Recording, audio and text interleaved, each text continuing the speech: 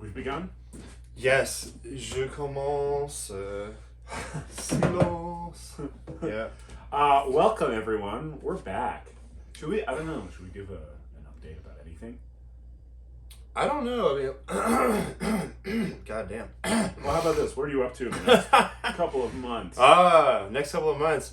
I'm going to California pretty soon actually, we're going right there. We're going to Berkeley. Oh, really? Yeah, we're actually going to Berkeley my father went there and he got his doctorate in chemical engineering because he's very smart, unlike me. But we're doing Iphigenia there. Zach and I did Iphigenia in Boston and North Adams. In North Adams, Massachusetts. It's the Wayne Shorter and Esperanza Spalding opera. And we might have some dates after that. I'm not really sure, but right now it's just Berkeley and somewhere in LA. But yeah, that's my next thing. And then I don't know, might be summer in New York. Might be in Italy for a month in July, so I'm excited about that. What about you, son? Yeah. Before I say that, you know this already. What? My grandpa went to Berkeley. Wait, really? Uh-huh. Oh, I didn't know that. My mom's dad, and I think also my grandma. That could be wrong, though. A huge chunk of my mom's family went to Berkeley. Right. Anyway, so I'm going to North Dakota on February 13th. I'll drive from my parents' place in Iowa. North Dakota. Yes. Fargo Moorhead Opera, doing some young artist stuff there.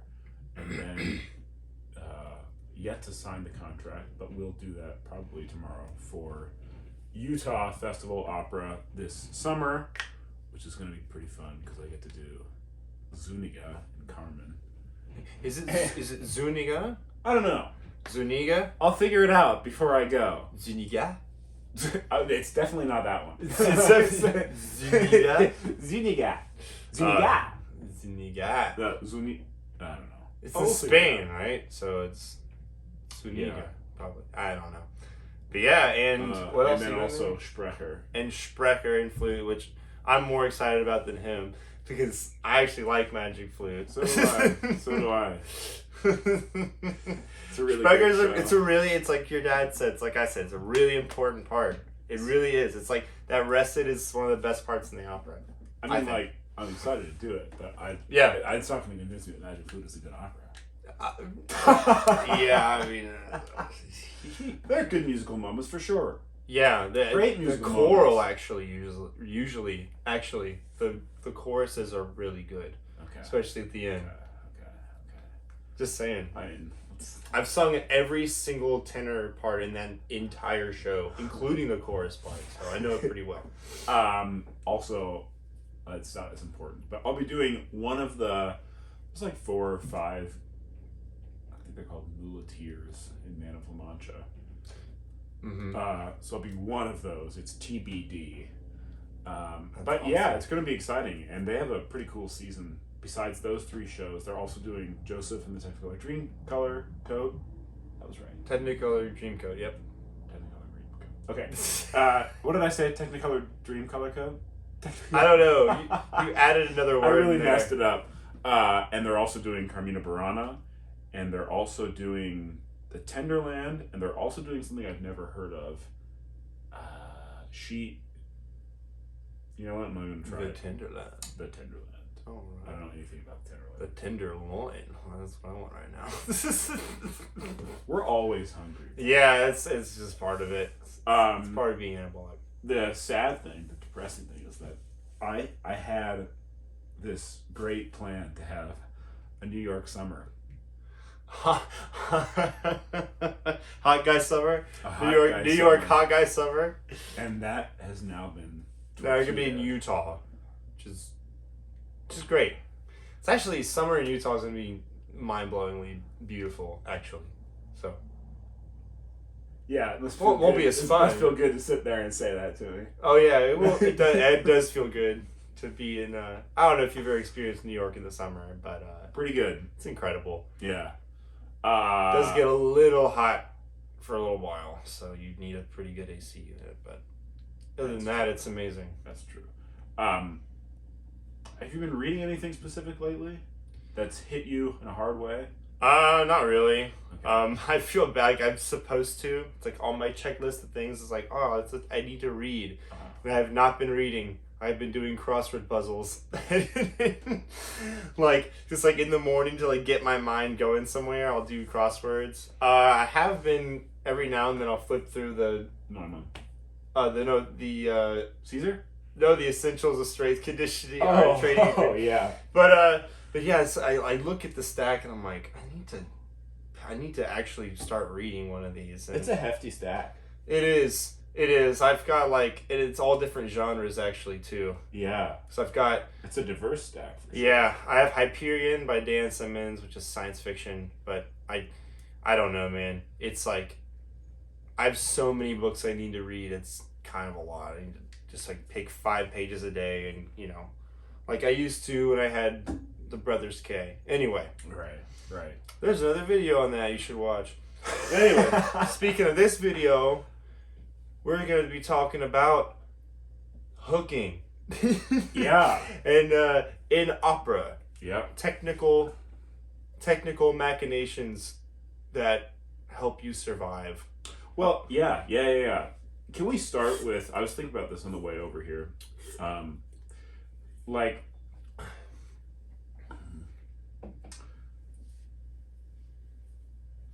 the reason for a hook or a slide has to do with what, like, it's different in other genres, but, like, the thing that opera requires of your larynx, which is to stay in a lower position, means that a hook is probably going to happen, because you're gonna make your way through as your if your chords stay adducted and your larynx stays in the same position. You're gonna be hitting all the frequencies that are between the note you're at and then also the top note. Right. So it's gonna happen kind of one way or the other. I think if you sing, I won't say correctly, I'll just say with a maintained low position. Right, I know what you're saying. And a continuously adducted position. Right. So something is going to happen that is sliding between notes one way or the other. And let me just be the devil's advocate for a second, which is to say that, or not a devil's advocate, but I think just to acknowledge the objections, usually from, I notice it most from vocal coaches, conductors, musicians. I was gonna say, like, the real musicians? Yeah. And maybe audience members who just have a proclivity to hear this better. Which is that it's an imperfect instrument, the voice. And and one of the examples I'm going to use today is Nucci on a bad day. Right. And when a great opera singer is having a bad day, the hooking and sliding becomes more pronounced and kind of very ugly, and it sort of devolves almost from music. Whatever percent you need to be at to be like a musical instrument, when you're having a bad day, you kind of are below that threshold. And then everything that you do technically, or every natural movement of the voice, sounds less and less musical. Yeah. So in Nucci's case, for instance, he'll do I guess what I'm kind of going to call a trampoline hook, which is where you're on a bottom note and then you quickly hit the pressure that's going to be necessary for the top note while you're still on the bottom note. So you actually can't sustain the bottom note very well, but something about hitting the correct pressure for the top note while you're adducted on the bottom and in the low position on the bottom, it does maintain that low laryngeal position when you get to the top. But when you're having a bad day, like Nucci's having a bad day, the bottom note lasts too long. Right. And so you get a straight tone, Yep. ugly, overpressurized sound at the bottom. And then the actual slide up is slower.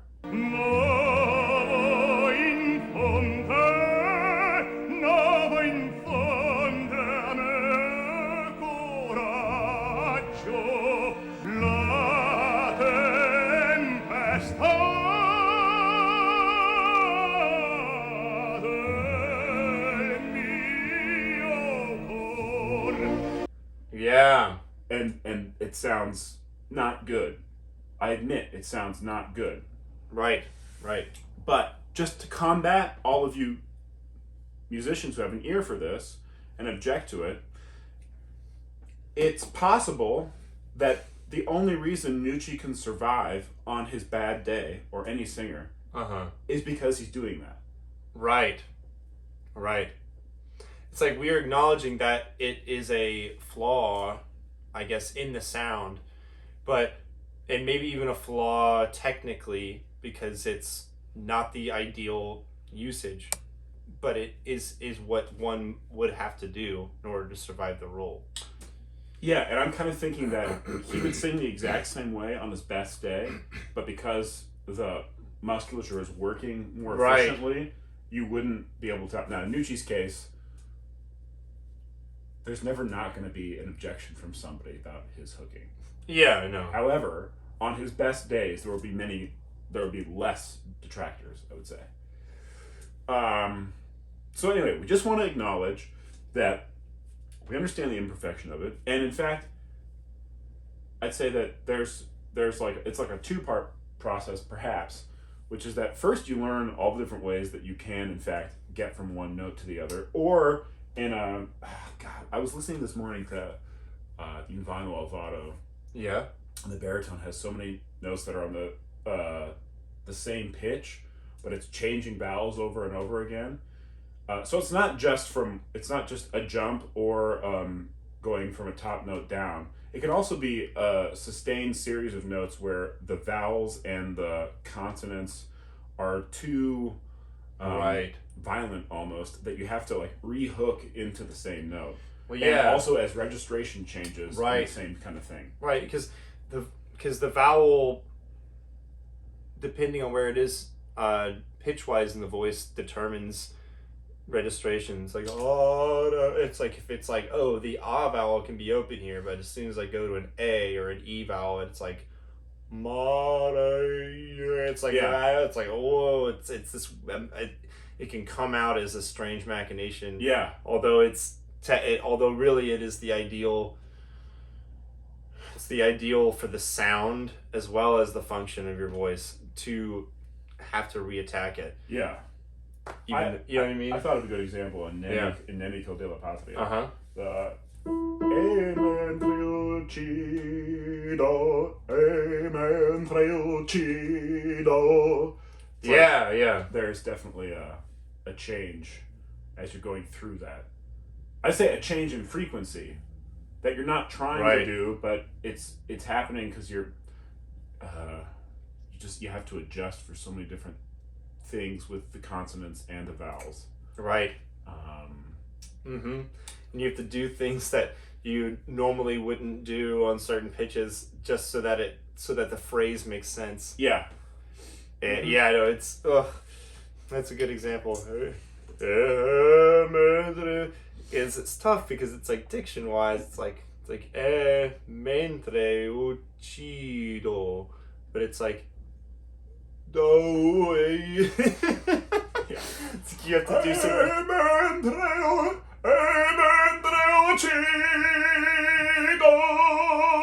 But it's almost like you have to go no. Yeah. Because it's this weird thing. It's like, I think obviously at all times when you're singing, there is some form of muscular tension. It's just like, where is it, how much there is, and if it's in the right spot. You know what I'm saying? Like if the right muscles are working, then yes, there is tension, but it's sustainable and it's good, and it's like, the sound's coming out. And that also has to do with breath flow and etc. But because it's a valve. But sometimes you have to reattack certain phrases to relieve that tension. Even if you're doing things correctly, the phrase itself is so difficult that it requires you to be in this kind of tense, closed. Yeah. It's like when you're on closed vowels, or when you're in the passaggio or the top for a really long time, like that phrase. Yeah. You have to kind of. It's like if you do that machination, it's like for a split second you're kind of resetting everything, making it so that you can, it's. I was thinking about it. It's like I was like doing forearms because I can't take a day off at the gym. I have to do something, so I was doing forearms like a tool, and I was like, all right, I can get more reps if I just. Kind of like shake my arms, or shake my hands out a little bit, and then do it again. I can do some more, and it's like, oh, that's kind of what this is. Yeah. It's kind of like shaking your hands a little bit so you can do a few more forearm raises. Like essentially, that's how I think of what hooking is. The way that you kind of did that last amen to the judo, that's kind of the Milnesian. Right. Yeah. Maybe it's almost like a. We'll talk about Milnes in a second here, but it's almost like a fallback in the middle and then going back up top. Yeah, you're right.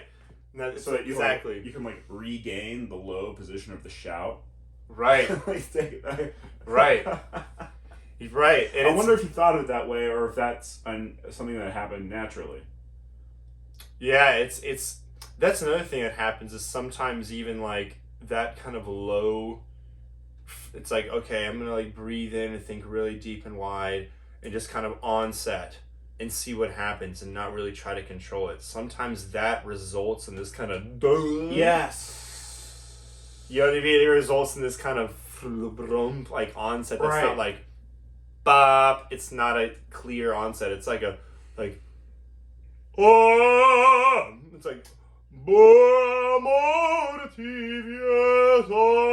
yeah.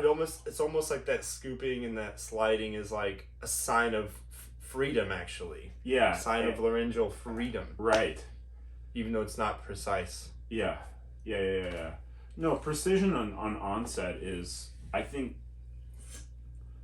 among the most detrimental things that can happen to you if you're singing big things.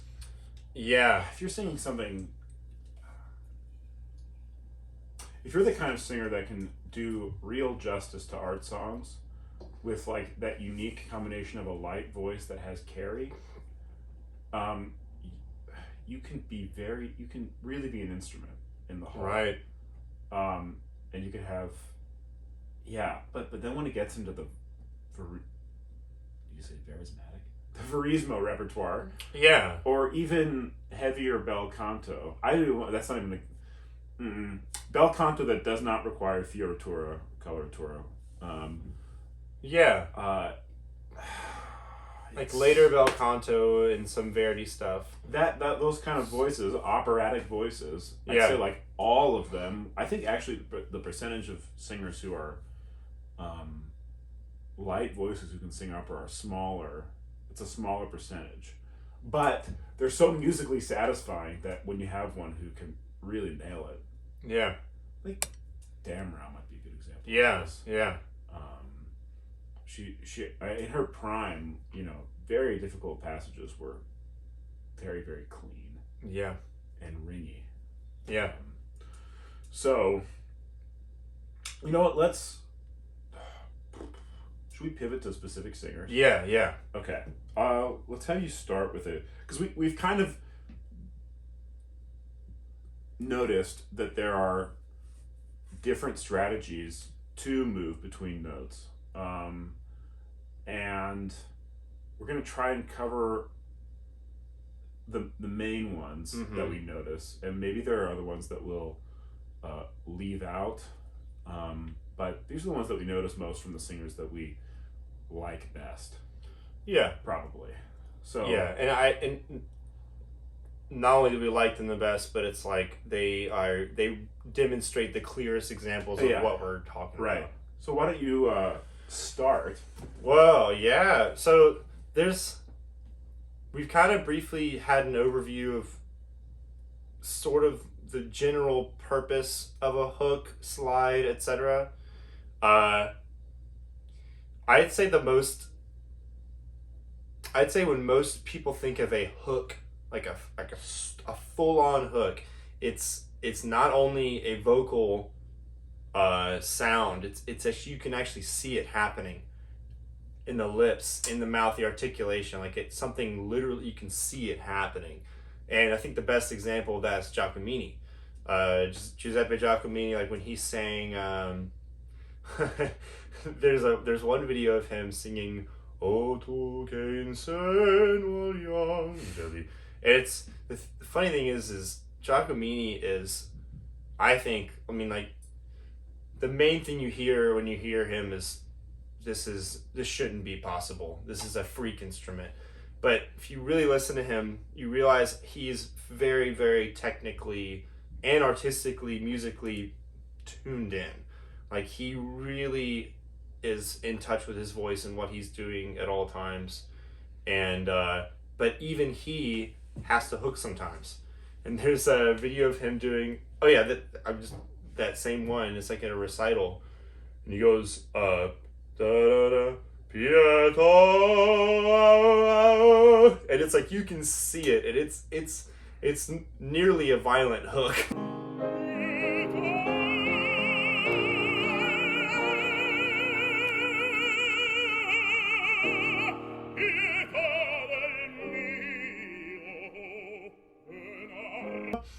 But based on the phrase, the length, whatever, he needed to do that, or he felt he needed to do this kind of full-on re-attack of the note. You can hear it also in, there's a little, E prova for Fanciulla, quello che tacete. There's a video of him doing that, and he goes, una nuova.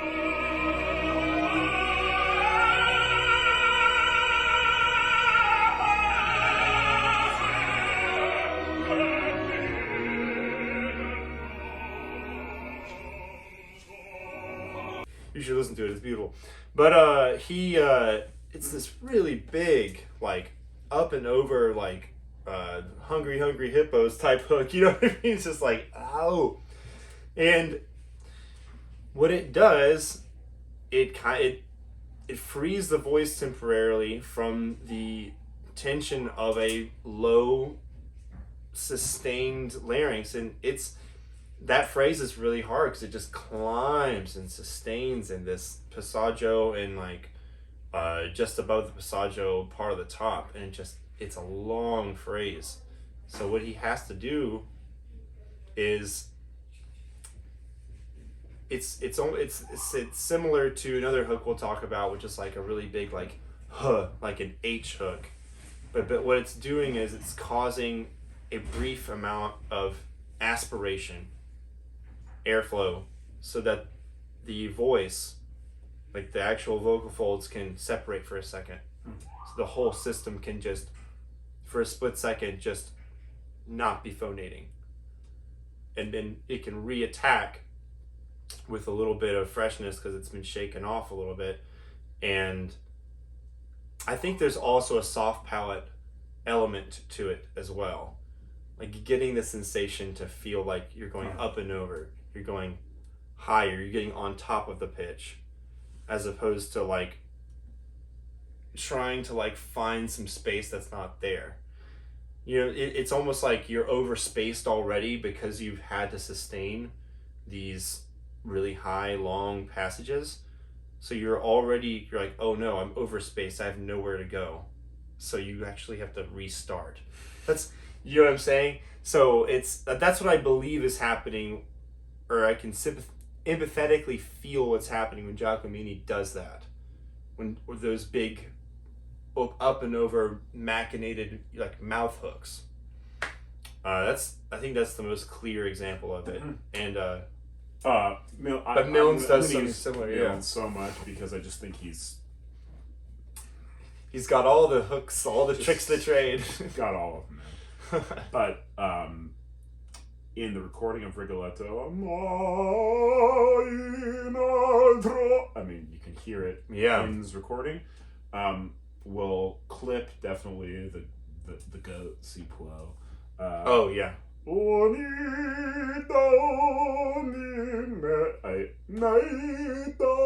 Yeah.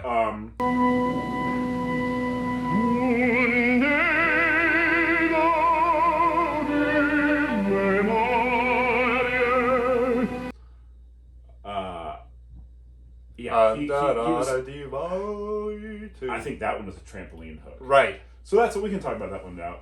Yeah. And I kind of mentioned at the beginning, but it's like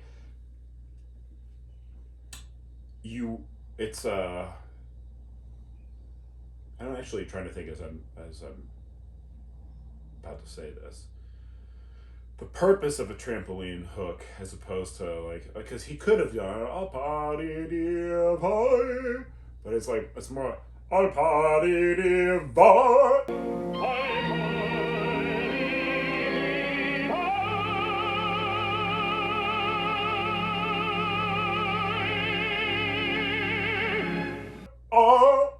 And yeah, it might have something to do with the part of the V that he's going after.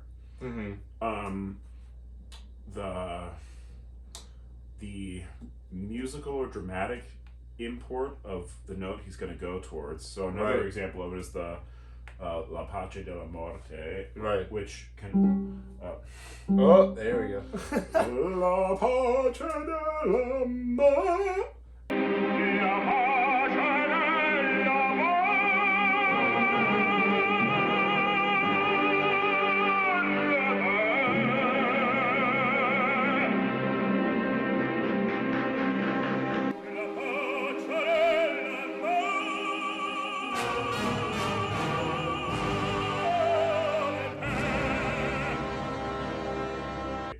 There's something about doing that is more efficient for that particular phrase than La Pace della Ma.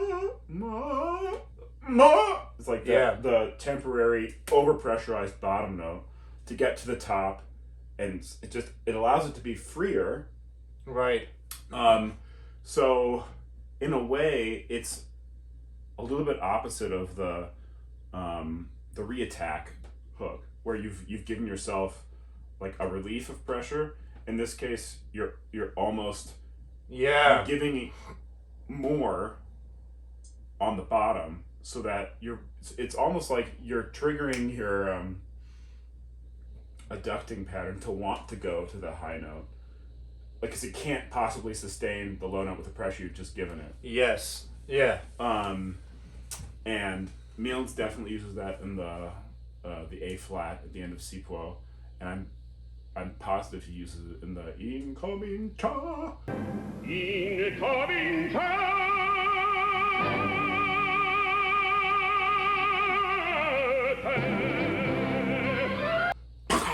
Right. This is actually when I was at Ohio State. Robin Rice was my teacher, and we were learning on it's like Amorti Vieta, which is like doesn't matter what kind of tenor you are, you have to kind of go through that aria and like kind of teaches you how to sing in some ways. But there was, when I was first learning how to sing my top, and I was like 23, 24, and it was La tua pupilla esprime, and what we would do is we'd actually pick a note that was like a full step down from the note we were going to attack, and kind of nearly sing it open for a split second, and then cover the note above it to be able to have not only the breath speed required, but like kind of the force required to sustain that really big high note. And it's like I said, it's probably technically not the ideal thing to do, but it can be used as a learning tool or like a survival tactic. But it's like a la sprime. Then he goes, he literally go tao like that, and I would be like, and it's like, oh wow, it's like I have this propulsion to the top, but I also like having that rounded lips covering the note, giving it that protection made it so I could sustain it. Yeah. But anyone who's sung that aria knows that you kind of need that little bit of aspiration, that little bit of because you're sustaining, like I said, high, long phrases. Also, you'll notice Italian singers who singers who are allowed to be less perfect will It's a good way of saying they'll invent a vowel that doesn't exist before the phrase starts sometimes. Yeah. And then they'll go in, they'll like, I'm trying to think of great. I mean, Pav, definitely a lot. Corelli, a lot, does this kind of thing.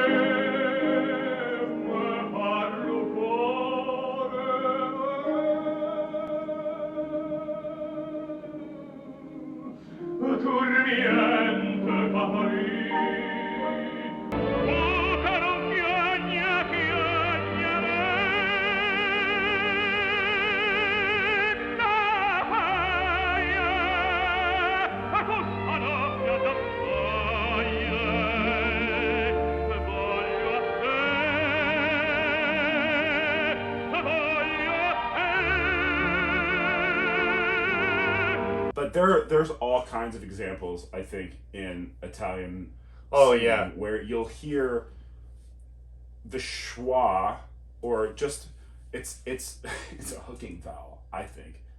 No, yeah, it's like a vowel to assist in maintaining the low position throughout a difficult phrase, or at the beginning of a phrase that starts on a difficult consonant vowel sequence. Yes, it's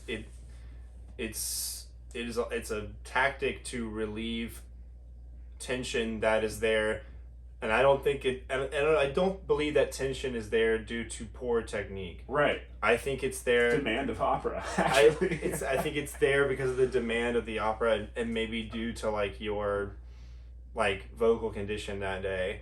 But there's so many examples of Italian tenors who I consider the greats doing this exact thing where it's like, literally it can be like, and Delmonico does it a lot. I'm gonna clip some videos in here of him, and he'll just per la madre e fratelli alla limane. It's like, it's just this way to just release, get this tension out of here, like keep everything deep, wide, low, so that your voice doesn't capsize. You're right. Yeah. I thought of a good baritone example. Of that is non siete che l'odio, oh non siete, because you've just sung a high G and I think already 75% of the aria in Eritu, and it's like that part. The amount of people who just are strained on that. I think it's a G flat. It's like, I'm sure that almost every Eritu is going to have some version of a non-pure non siete, right? Because of the difficulty of opera.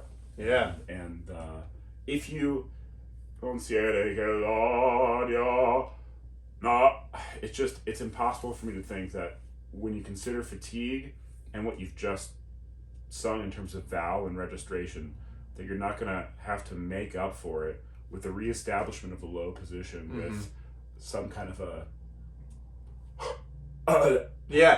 this is that actually brings me up to the next hook, which I think could be like a version of the trampoline hook that Corelli would do a lot, and it was sort of this it was like 3 notes would come out before the actual high note came. Kind of the portamento hook. The portamento hook, yeah. It's a great way to say, yeah. Portamento hook. You'd be like, allow me, allow me, allow.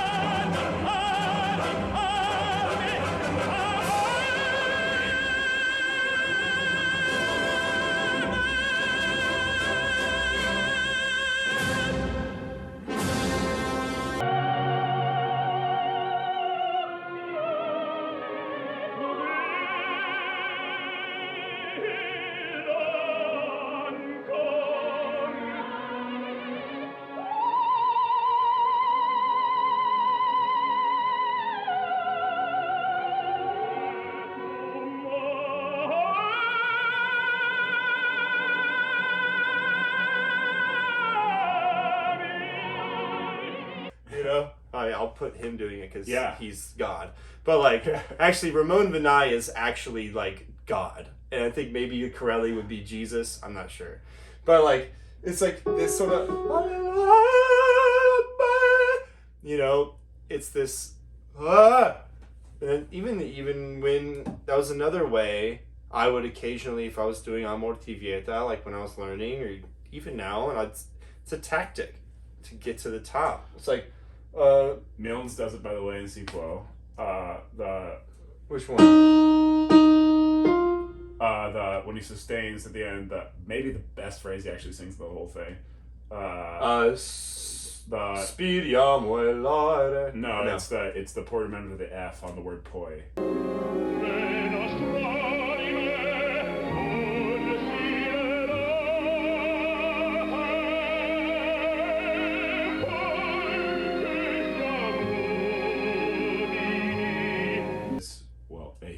But B is because a lot of guys who try that phrase, and it's like the pressure of the P first of all throws you off. The vowel too. If you are already on the F and you just had to throw in, you don't have to like repressurize to the F on the consonant. Right. You can just kind of. You can like almost keep phoning and almost make it a B. Yeah. Yeah, sometimes that's a good idea. Instead of and then there's so much pressure. Yeah, it's like that's a good another tactic is actually vocalizing the consonant. So singing the wrong consonant. Like if it was a Corelli key. talks about that a lot. Yeah, doing a key or like a k sound becomes a g, a f sound becomes a v. In that example, a p becomes a b. Yeah. You vocalize whatever consonant, and bilabial consonants do build up a lot of pressure, but a b can like. Oh yeah. It changes it. Like it can actually very much help. The end of Nemico. Yeah.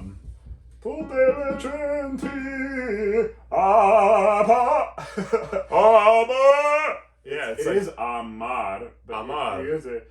Tutte le genti Right. I mean, they want to hear the D anyway. Right, yeah. So how much are they going to penalize you? Right. I really wanted to hear that M. It's like, if you've been delivering, spaghetti if it's been a spaghetti fest the whole hour, you've been rocking it, and at the end you get there and you're like, I'm kind of tired. Who gives a shit if you go, tutte le genti,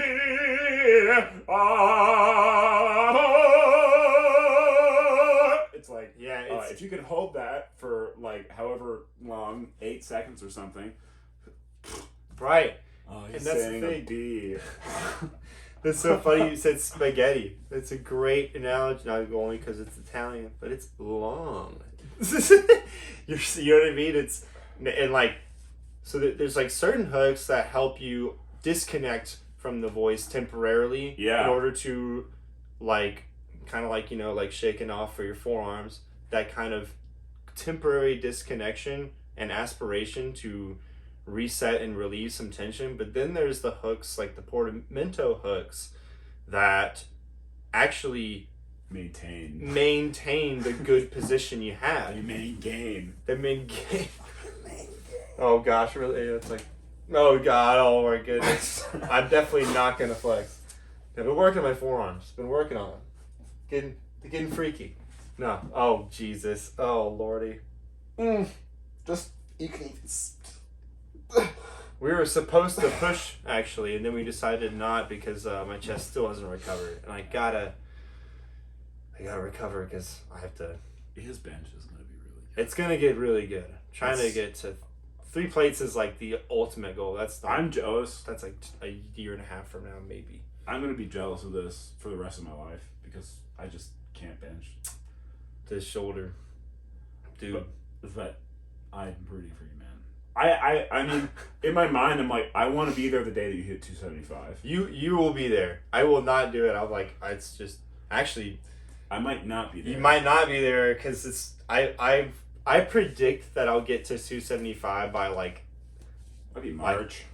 March. I mean, I was gonna say maybe like June or something. But I think you'll be at 275 in March. If you're doing 245 by 3. Well, I haven't done it by 3. I did it by 1. I was supposed to get it 3 times based on how I calculated it. But anyway, that's gonna be our next video. Actually, it's gonna be on RPE. We're gonna have Byung on this episode. William's strength. Yeah. Which was actually, I think this was supposed to be that one, but we decided to do the hook. But anyway, that's another topic. But yeah, like some hooks aid in, like you said, relieving tension. By temporarily aspirating the voice so that it temporarily disconnects so that it can be reattacked. Yeah. You know, the big Giacomini hooks. I mean, everyone to some degree does it. Nucci does that kind of hook too. I think that kind of hook, like lip hooks. And then there's the trampoline hook. Then there's a portamenti hook, and portamenti hook is actually to sustain the good feeling you have and not to ruin it by like. It can also singing what's on the page. Actually, the portamenti hook can help. I think it can help when you have a lilting melody sometimes too, and you have a bigger voice. I'm speaking autobiographically here, because I cannot. If I didn't portamento on the opening of Devieni, A to D, that's Devieni. I have to. Devieni. Oh yeah, it's murder. Devieni. Like yeah, it helps sustain. Like my position is sustained because of that, and I don't know. Like I literally do that because I listened to Corelli enough where I was like, fuck it. Like I can't do this fucking thing without portamento. But that's sort of the thing too, is like you gotta, like, if you think about how the voice works, it's it gets stretched. That's right. That's how the pitches change. It's like stretched and thinned or shortened and thickened. Right. And it's sort of like, okay, well, if it's one system going all the time, it's like you would have to stop or do it quickly, and it's just like it throws you out of position. That's what I want to like. Throws off the induction home. Too. Yeah. No, Well, I guess it doesn't throw off the induction, but I feel like it would temporarily like raise the larynx slightly if you just like went straight to a pitch. You know what would be useful is if there was. I'm sure somebody has this information. There has to be a reason that a pure onset for operatic singing leads to an incorrect position. Right. Like it's just an imperfection of the voice. Yeah. That the voice, for some physiological reason that I can't articulate, it needs an establishment of a lower position on a lower pitch. Right. In order to have the correct laryngeal position for a higher pitch, a Olympian pitch, like a pitch that only you could achieve with full amplitude with operatic training. Right. But yeah, there has to be a reason for this. Yeah. And it's, man, I'm sure someone who with a better degree, maybe in PED, like knows the physiological, like can tell you, oh, it's the thyrohyoid, it's the omohyoid, it's these muscles that do this and that they get in the way if this is, you know. But it is interesting. Like I'll onset in my lessons with Michael, and he'll be like, no, he'll do something, it's like 14 notes before it actually gets to the note, because he wants me to connect. He wants me to get deep and wide, not only here, but in my body. You're like, you know, it's not perfect. It'd be better if I just went right on that, but right. It'd be musically better if you could do it, but it might just be impossible. Right. I mean, I think that's a reason that I loved doing octave jumps. I don't do as many of them now, but when I was starting, because like you really, or when I was doing If Ever I Would Leave You when I was like 18, because you are forced to have a low laryngeal position to start with, and then it could be the first time in your life you actually ever feel what that is like in middle voice. Yeah. And eventually top voice. And it's actually kind of cool. You're like, whoa, I can make some noise. Actually. Yeah, that's exactly right. I remember experiencing that. I was like, oh my gosh. And you can practice also all the hooks that way too. Yeah. It's like a portamento. Right, yeah. Trampoline. Trampoline.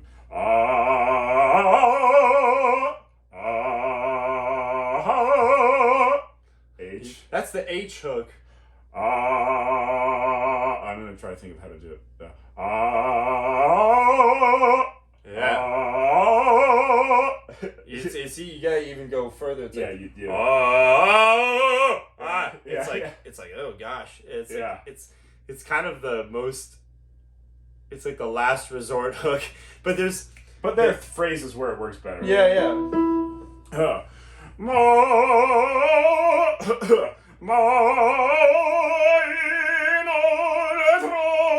However the rest of it goes. Yeah. Whatever it is. Or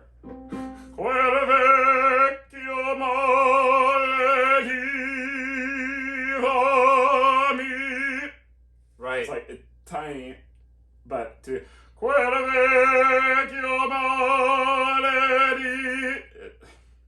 yeah.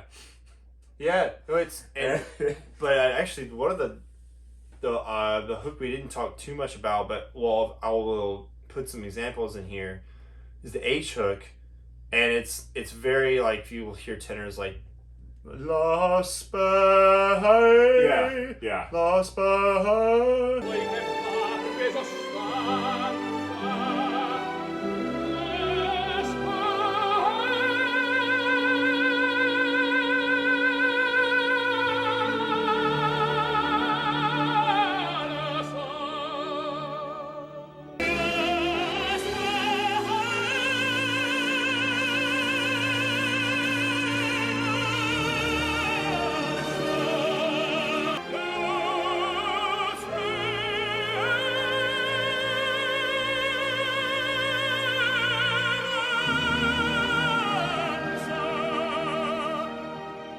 And it's like anyone who's sung that aria knows that by that point it's like, oh my gosh, it's like it's not optional. It's like you have to hit that high note. Yeah, he does it in and you need a little bit of aspiration. Yeah, Siepi does it in O tu Palermo on the E flat in the repeat of the main melody. But there's a sustained E flat like O tu Palermo. But whatever the phrase is, it's like you're like ha.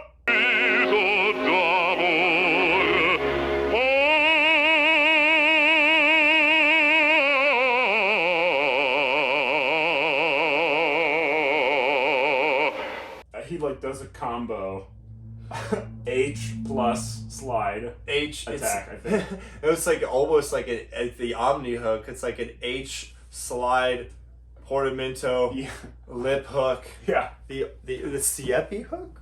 Yeah, the new hook, the omni hook. But yeah, it's all these things. The H, the ow. That's actually something Robin would say. It's like, wow your way to the top. Wow. Yeah. The lip hook, the portamento hook, and the slide. Alagna does a lot of slides, especially when he sings Puccini. There's a video of him doing La Rondine with Giorgio, and it's just like, no, no lasciarmi sola. No, no lasciarmi sola. Like, it gets Nuccian. It's connected not only to the technique and what we're talking about, and like the physical elements of it, but it's also part of the style, I think, too. Yeah. Especially like in Italian, big Italian opera. I was gonna say is that the sliding and maintaining adduction throughout a big long phrase, that is where I want to bring up Estes. Oh God. Like when he sings Verdi, I think it's his best singing. Because the roles he sings in Verdi, they first of all, the conductors seem to allow him to sing big long phrases, like perhaps a little bit longer than you normally would have a singer do it, because his voice is so big that too many readjustments, or it's like it's like you're like, it's like making a truck do, I don't know, it's like making a truck tap dance or something. It's like there's a video or like a recording of Toscanini yelling at the double basses. He's like, contrabassi, brr, brr. He's like, you sound like brutes, and it's like that's how it is when you have a bigger literal instrument. Right. It takes longer to onset. It takes longer. The tempo has to be slower. You have to take more breaths. Like the phrases have to be longer. It's this. Yeah. And that's. But it's a trait of bigger instruments. We'll show him. There's a video of him doing the Don Carlo aria Ella Jamai Mamo, and then also most famously the greatest Amonasro. Oh yeah, the Aida, duet in history. It has to be on there. It's very one-sided, but she had her day, okay, but it was her last ever performance. Right. And she still makes some great noises. She still makes amazing world-class sounds. She has a couple strikeouts. Yeah, I know. But it's just like when he sings the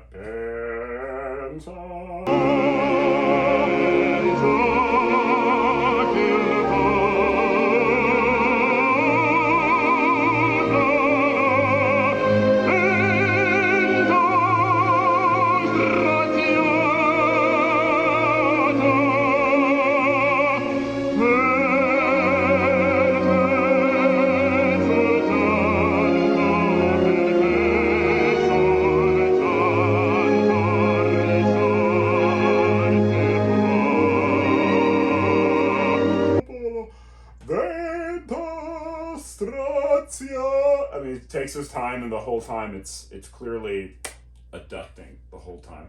And he takes a lot of time on that.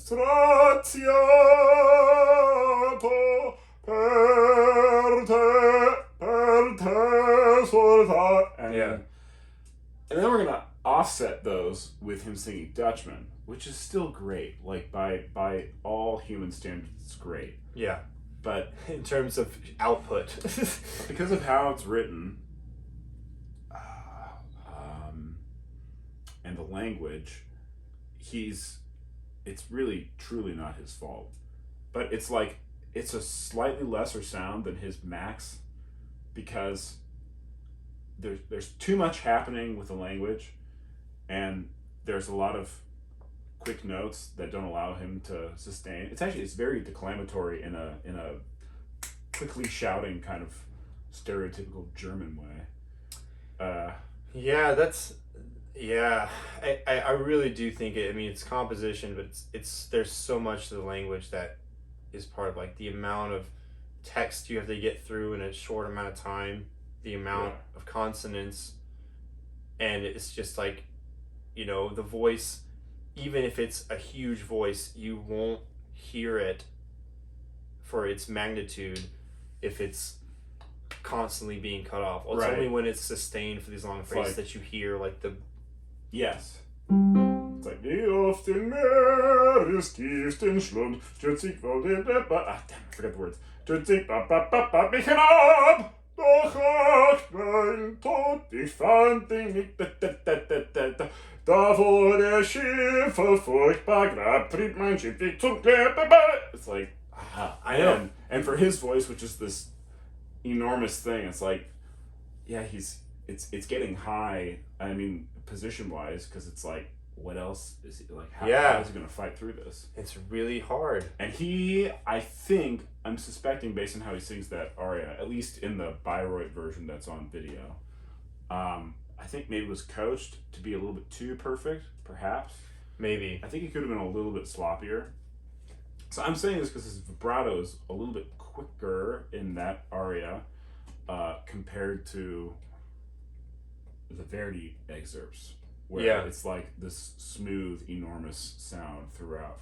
And so much of it has to do with how it's written. Right. And the effect of the language. So like one thing is the, you know, in that Hollander aria, for example, there's a lot of dramatic notes that are sustained on middle voice ah and like the C sharp D range, and then the same dramatic requirement in the same range for oohs and e's and a's, and so it's like, and then there's a problem of you as a singer, like you've like maybe you just unleashed on the C sharp, I think the word is on in the aria, and then like a couple pages later you have similar requirements on stehen and tut, right, and it's like that can throw you out of position in a way that,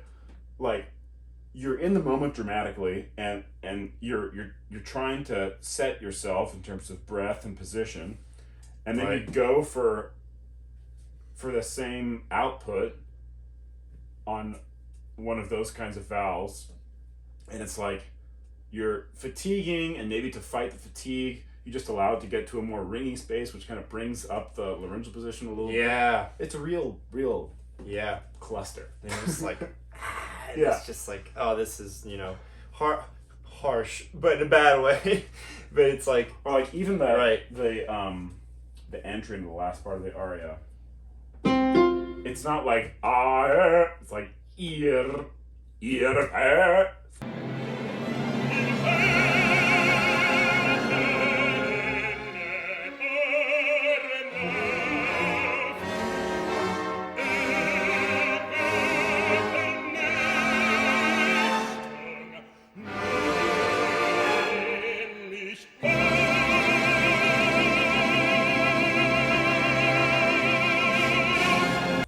Even that is like, God, it's so hard to set yourself. Right. Whereas in the Verdi, it's like,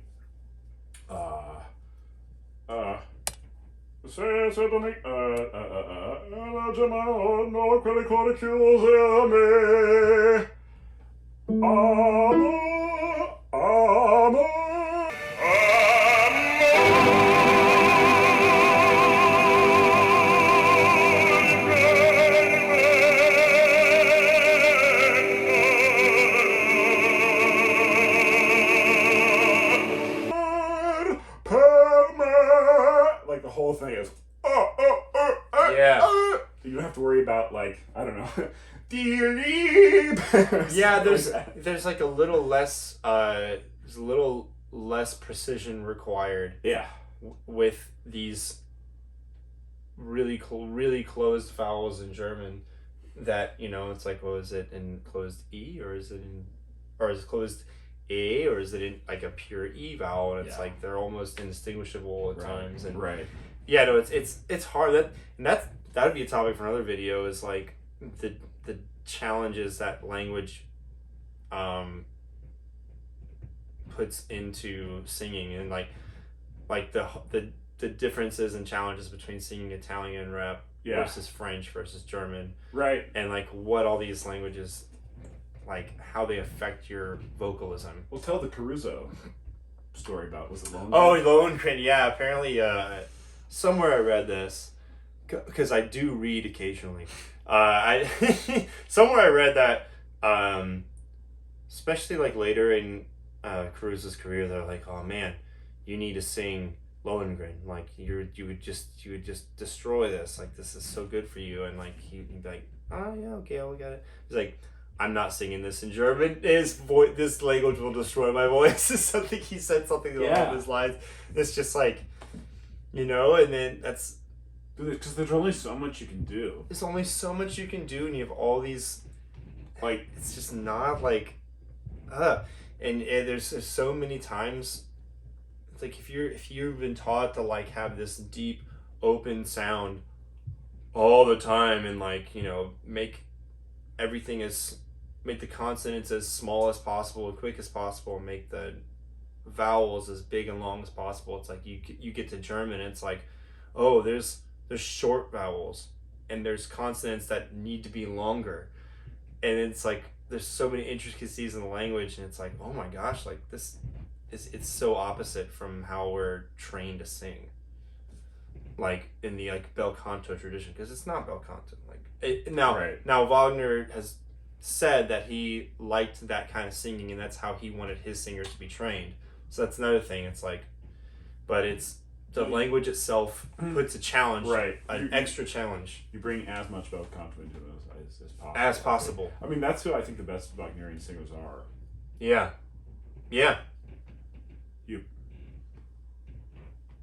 Yeah, maybe a bad Wagnerian singer.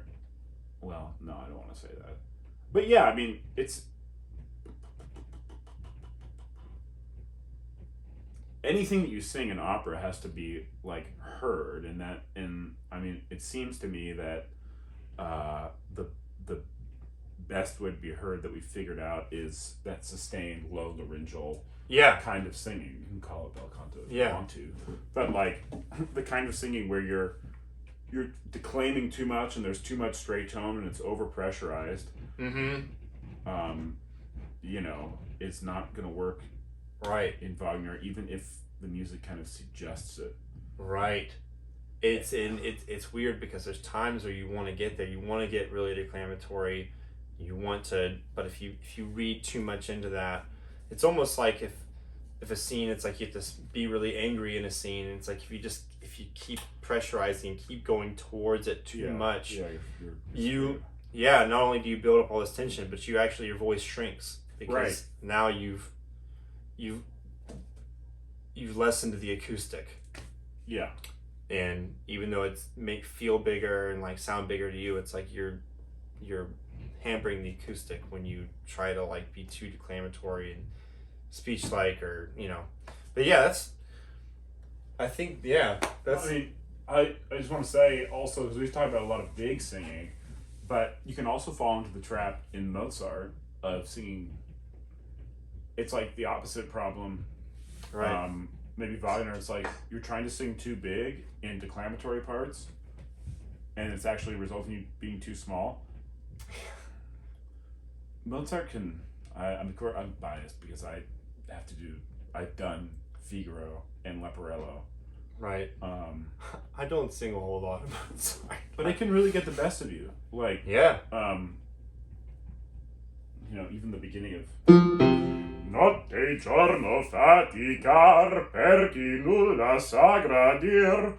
I think of a warm up. Piovamento sopra dormir. Volevo fare il gentiluomo. Like you have to get to that.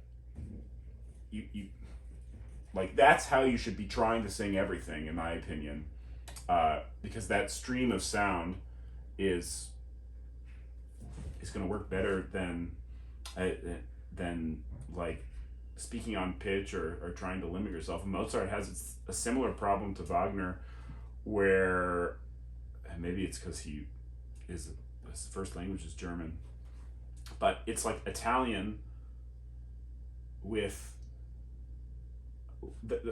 I'm thinking of, again, I'm biased because of Figaro, but like several ballades, so many E's, so many all over the place that you never feel like your voice is opening up. Right. In the same way that the German language can make me feel that way. Right. But then in Mozart you have the problem of like hooking and sliding is so incoherent musically with his style. Yes. That, you know, maybe his compositions do in fact require a narrower range of voices to sing them, just so that they don't destroy the musicality entirely. Right. Whereas Puccini is like, that's so common to say, that's so cliche. But other composers, it's like, you don't have to be so pure and it won't like destroy everything. But like, how are you gonna slide your way through? I mean, Don Elvira, for example, I think is, they often throw a big voice singer into Don Elvira, and oftentimes, not because the singer is terrible, but because the way that it's written, it's like they're either going to sound terrible because they're getting out of position, or they sound terrible because they're like doing what is appropriate in like all of the rep. Right. Yeah. So some I mean, there are some battles that you can't overcome with, you know, tricks of operatic singing, and that like, it's like, okay, we have a blessed one, let's put the blessed one in the role. Right. Right. And I'm sure that it's like more specific when you get to Rossini and stuff like that, because it's like, well, now there's this added element of fast notes. Yeah. And it's happy coincidence that someone who can deliver that kind of singing probably can have more pure onsets, just because maybe the size of their instrument. I don't mean to say that they aren't loud necessarily. I mean to say that the actual chords, or the actual larynx itself is like a smaller thing, and therefore easier to move. At least that's what seems to make sense logically to me. Yeah, no, it's exactly that would be like a really good topic for the next operatic episode we do, would be on how different rep, or even how certain voices gravitate towards certain rep based on their unique hardware. Right. And how it's like, you know, like I sing a lot of Puccini and really mostly Puccini and some Wagner, just based on the attributes of my voice. And it's not only because of what I'm good at, there's like literal physical things that keep me from sustaining certain tessituras. Right. So but yeah, anyway. Or even if the tessitura was lowered for your voice, then you run into the coloratura problem. Right. And some of it has to do with vibrato rate, actually. Yeah. I think the best coloratura singers, are in the same way that, like, when I think of the I'm portamentoing up on my vibrato, and I think Corelli does that. I mean, as an imitator, like, I'm doing what I think I'm hearing, which is him portamentoing up on his vibrato. Oh, he'll do that. Yeah, like no, that was not like indicative of the rep he sang. Right. But it's a bel canto example, and he But I think that if you don't have the kind of vibrato that a smaller instrument has, then you're still going to run into the problem of how the hell do I sing these, you know, like 4 measure long 16th note, 30-second note passages. It's like you're still screwed. So I think we covered all of the hooks that we notice most in the singers that we like, love, and